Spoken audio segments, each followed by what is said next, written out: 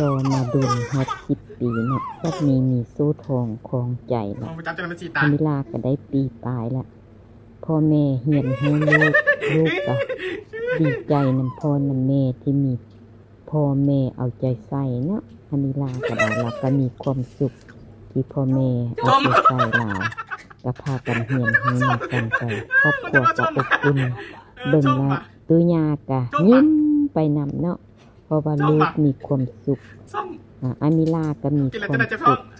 ตุญาก็มีความสุขไปนำข้อนำเสนอ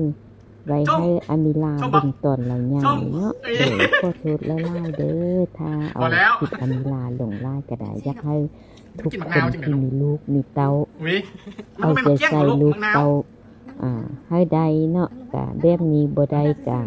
ให้มันได้พอปานกลางเนาะถ้ามีเวียกมีงานอันนี้พวกเมียเขาเจ้าก็เวียกหลายเด้